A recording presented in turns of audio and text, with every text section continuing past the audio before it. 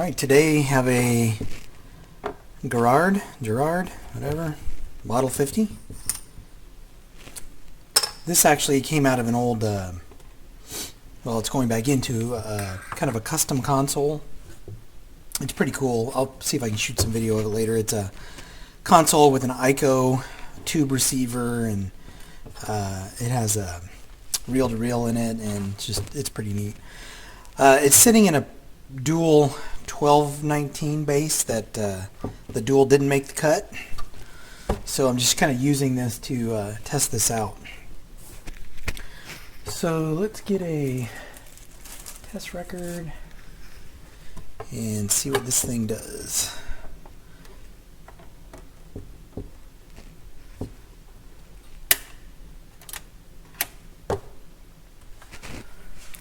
Oh, it would help if I gave it some power. There we go. All right. So, platter spinning, dropped the record, immediately stopped.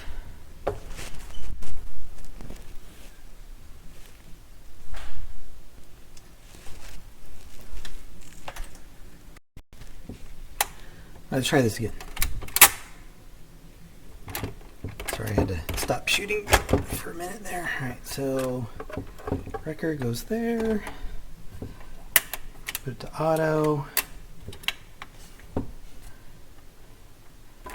Drops. Stops.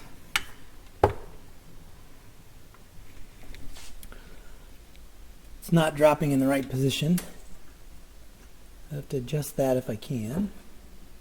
And the end of the record picks up and returns.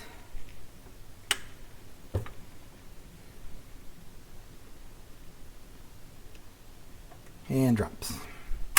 And shuts itself off. So at least we have the basic functions working. So alright, let's see if I can get the spindle out.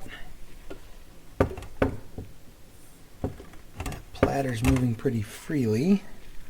I'm not sure how that comes out of there. And this is a clip of some type. Have to remove that clip. Yeah, it's just a little metal clip. Plastic? Metal? Metal. Alright, so what I'm going to do is I'm going to remove the platter.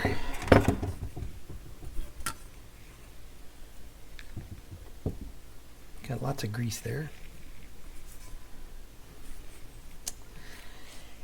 And oh, look at that. Wow. All sorts of shavings from the idler. This idler doesn't look like it's in bad shape though. This wheel looks pretty good.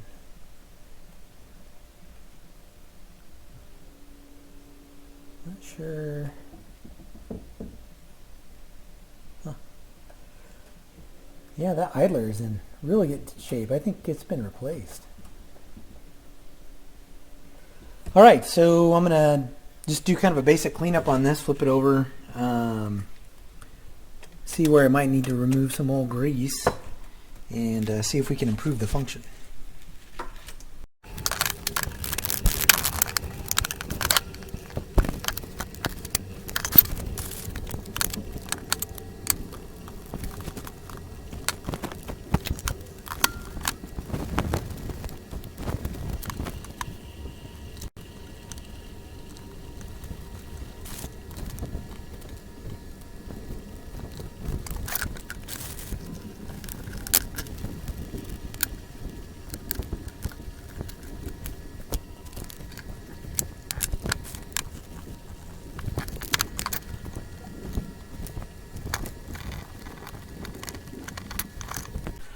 Alright, so I've applied grease just about everywhere, at least on the spindle and platter where we have metal touching metal.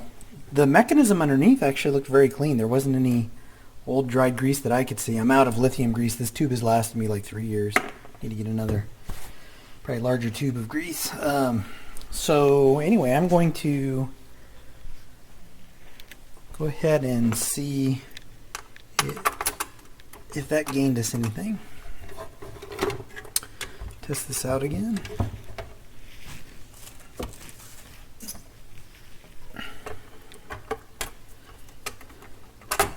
Oops.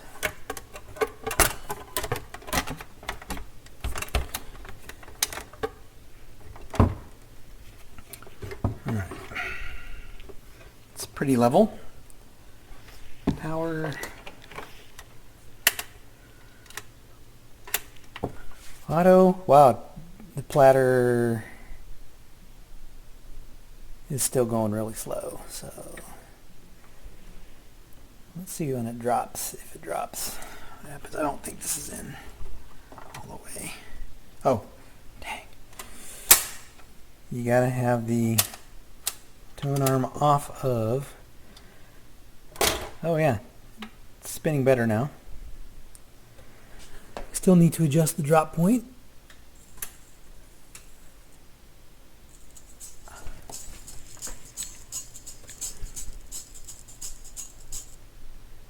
And let's see, how about return? Oh yeah, that's good.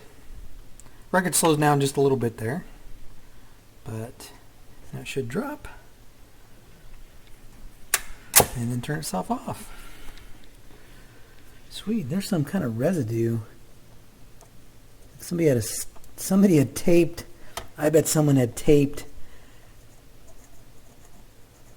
I don't know if there was something that, some kind of decal that was on this, or someone taped something to it. I'm going to clean that off. And this is really dirty, really dusty. I need to do quite a bit of work to clean this up. Just want to do that one more time. Run it through its paces. Then I want to check the speed, although really not much you can do to adjust the speed on this. So drop. Just a little bit of a hitch there. Adjust that drop point. And I'm assuming this here adjusts that drop point. Let's see. Let me cycle this into the record. Come back. Sit down. Drop. There we go. And I hear sound coming from the stylus. I'm not sure when this turntable was made, but I'm sure this just chews records up. Doesn't appear to be any. You might be able to adjust the tracking on it. I'm not sure. There's a little screw there. Probably slide that back and forth, I would imagine. Let's see. Wow, that's a locking. These lock it into position. I may need to find the, if I can find the service manual for Model 50 and see how to adjust that drop point. So let me do that. I'm not sure if that comes off or not. So let me see what we have to do to adjust that.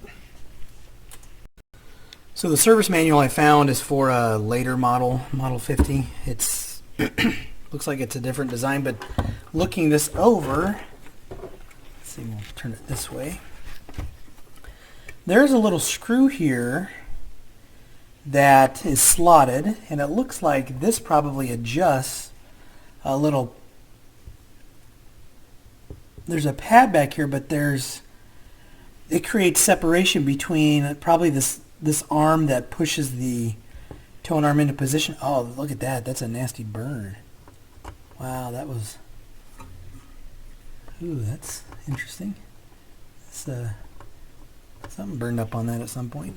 So I think, I'm going to guess that adjusting this and creating a larger gap in that space will push that out just a little bit. So I did like a quarter turn there, and it did increase that space. So let's see, because it's only maybe a millimeter off. I mean, it's it is very, very close. Now I'm getting sound out of the, I mean I can hear the sound without connecting this, but I will connect this assuming I can get this drop point figured out, and then I'll clean this up and get it ready to put back into the console. So let's see if that did anything. Alright, auto.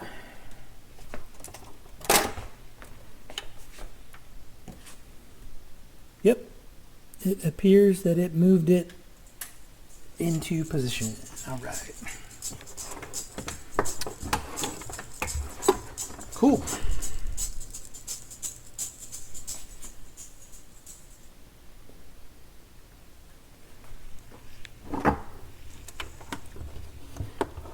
Let that do its thing, and I'm going to connect this to my stereo. This is going to get some replacement RCA cables. They're just plugged in underneath. They're not, I don't think they're wired in. I don't think they're soldered in or anything like that. Oh my gosh, can I have a bigger mess going on here? Alright. Yeah, those cables are shot. Ground cable. Ground cable somewhere up here. Alright, so let's see if we get sound out of both channels. Oops. Whoa! That is horrible. Horrible hum. Terrible hum.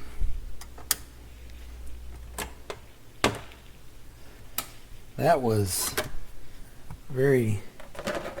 That was nasty. I didn't realize I had the volume up on my receiver here. Let me pop these out. I'm going to replace these right now. If I can get the things out of there.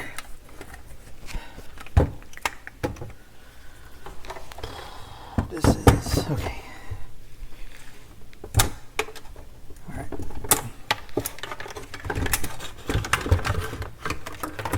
These cables have been cut and spliced, and they're crooked, and they're obviously damaged. So, could I have more shit in my way? Really? Alright, get these out of the way.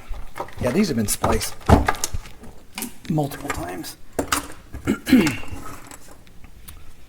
Excuse me, gosh. Allergy season here, and the last couple days have been pretty bad. All right, I'm just going to grab these RCA cables. I think I have some old gray ones that I pulled off some other equipment that I'll use. Let's see if this changes anything. Oh, that. Let's see, this is left, this is right. And the ground. Not sure what. Oh, okay, ground goes there.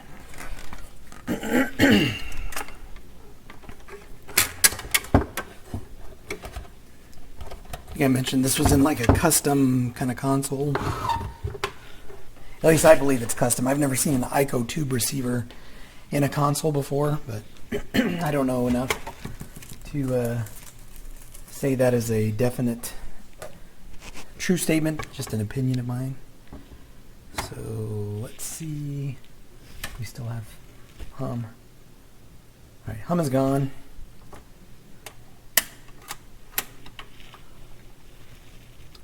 Oh, a little bit of a hum. Nope, hum is back.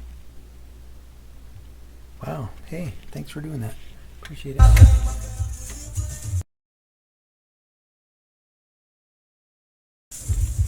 Alright, well, we have sound. I don't know why I dropped it in the middle of the record, but I should drop it, drop it, drop it, drop it. There you go. Alright, I'm going to disconnect the ground. See what that does. Made it worse. So we have a hum. Crap.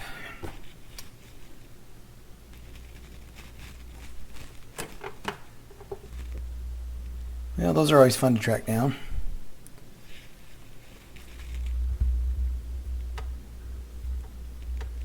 Alright. Well, I'm going to poke and prod and see if I can figure out where that hum is coming from.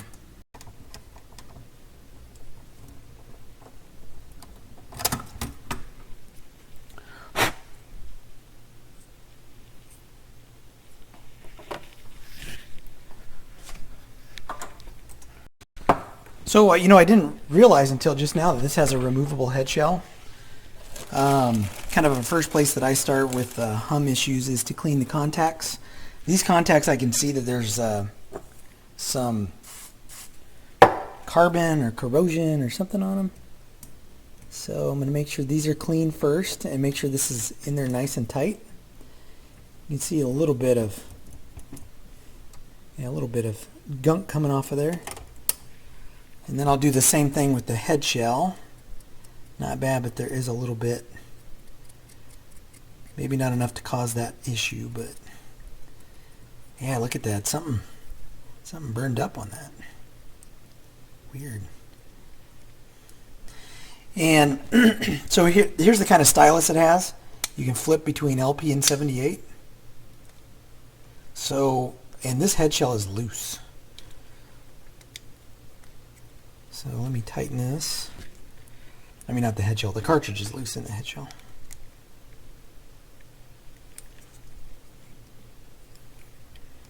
Make sure this is nice and tight in there. Well, it's as tight as those screws go. It's just a loose cartridge. Man, that screw is really loose. Oh, now it's tight.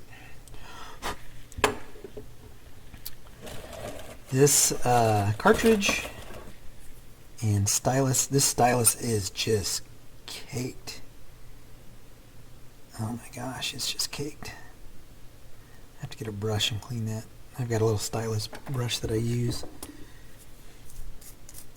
Gotta be super careful.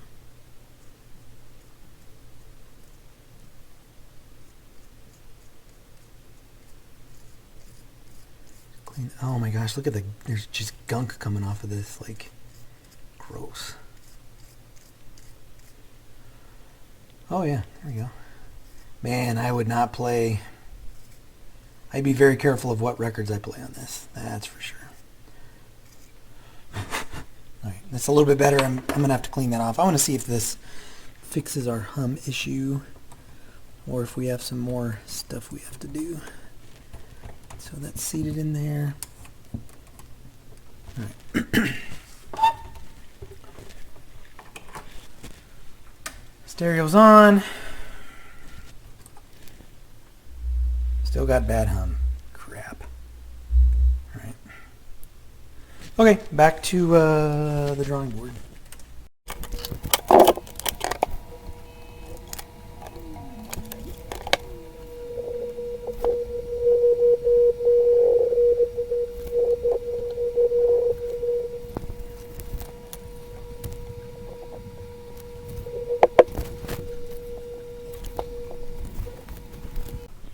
So I am not a ground hum guru.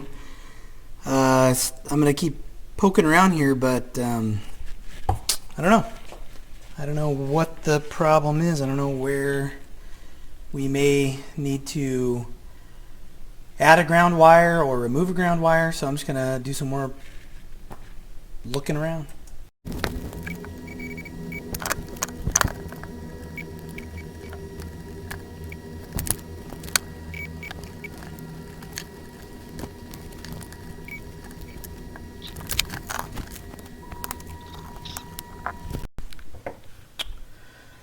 So I stepped away from the Garrard, and I thought, actually I worked on a dual turntable that had a bad hum, and the muting switch on the dual was all dirty, right? It was all, not corroded, but it had a lot of carbon. So I thought, after working on that, I thought, oh, maybe that's the problem with the Garrard. So I pull the contacts off, and you probably really can't see this, but these are tarnished like big time. Now the problem with this cartridge, if you see the contacts there, they're flat. They're not round like on a regular turntable cartridge. So this end's flat, this end is round, but someone soldered all of the cables, right, all of the wires onto the posts, so they're not removable. So, sorry I was interrupted there. So, as you can see, there's a lot of tarnish on the ends here. They're also covered with a plastic sleeve that you cannot move. So, what can you possibly do in this situation? I'm going to try to spray some cleaner in here and brush these off and do something with it, but this was kind of this is the last gasp effort to see if I can get rid of the hum. So we'll see if any of this works, but yeah, I don't know. I mean, I could desolder these and just put a regular cartridge on this, half-inch cartridge. I mean, I guess it doesn't really need this, but this is a, you know, if you want to play 78, you probably want to have a cartridge for it, but not a lot of people do. So anyway, I'm gonna mess around with this and see what I can accomplish.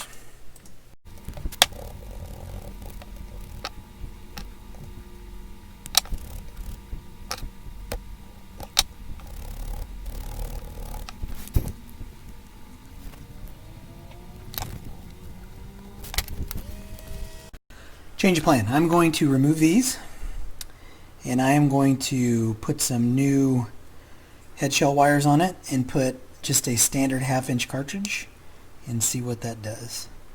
I can always put these back if I need to, but there's no way to get in these little grooves. There's no way to get into that gap and clean it. I mean, I could spray these posts and just work this back and forth, but right, I can just kind of do that kind of thing, but this way you can put different cartridges on it. I mean, I think this makes probably a little more sense to make it a usable turntable. So we'll see what happens. We'll see what happens.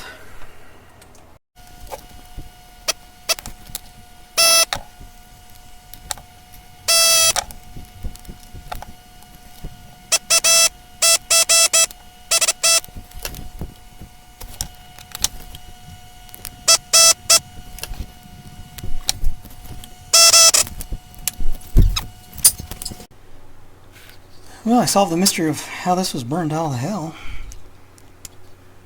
That's how somebody burned it up. Alright, so blue. It's too bad.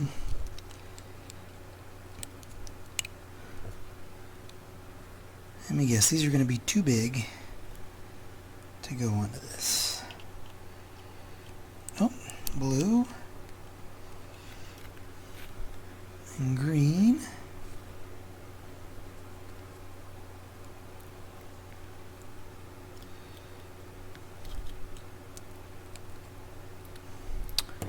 And then red and then white. And then I can connect the cartridge and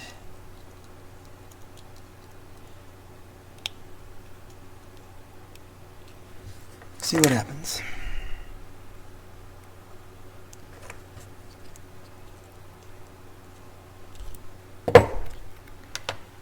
I'm going to put an Audio-Technica 3600L on this. These are great cartridges. They run about $30, I think, maybe 35 now. But I think they're outstanding values for the money.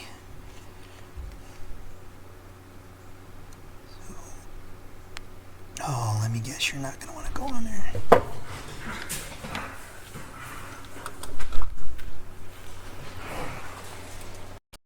Alright, AT3600L has been installed. No hum. Just sitting here, so that's a good sign. Move it to auto. See what happens. Drops the record, moves into position. See if we get some sound. I'm gonna get sound out of both channels, no hum. Awesome. So I'm guessing the tarnished contacts were the issue. But again, if you look at how these are designed, I don't know how you would ever clean those out. So anyway, it works like this. Perfect. In better shape than when I got it. So I'm going to call the Garrard done.